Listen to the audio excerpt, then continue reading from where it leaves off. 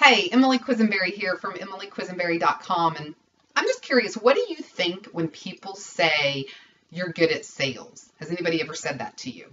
Do you take that as a compliment or not?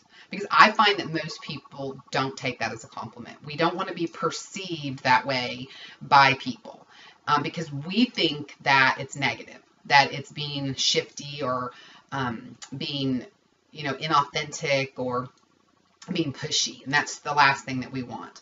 So what would it be like though if you could take that idea of sales and really turn it around to being more heartfelt, more authentic, more about coming from a place of contribution and service to the people that you're talking about?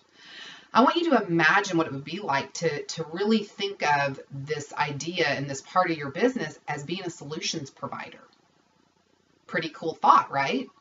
That the person that you're talking with has a problem, and it could be a problem that relates to your product or your service, or it could be a problem that relates to the business opportunity. But your job as the solutions provider is to uncover that. And what's the very best way to do that? Well, it's to ask questions. So the sooner that we can take the statements that we're making when we're in a conversation with someone and flip them into questions, the better we're going to get at this process.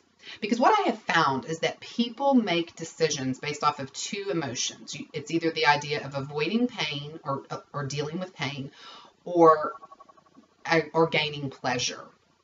And so if you can tap into one of those two emotions, and generally the avoiding pain is the bigger emotion that drives change in people's lives. And so the quicker that we can learn how to do that as a solutions provider, I'm just going to tell you, the bigger that your bank account is going to be. Because when you can have that kind of heartfelt, authentic connection with another person and really come from a place of service and contribution and wanting to help them move from where they are to where they want to be, the more successful you're going to be at what you do. So I really want to help take that idea that sales is some negative, pushy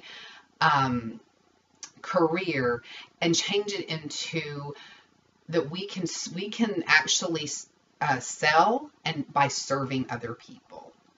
And that's what I really want to leave you with today, is make a decision to be a solutions provider. Get really, really good at asking questions and have that kind of heartfelt conversation that is driven by the desire to help the person that you're talking to.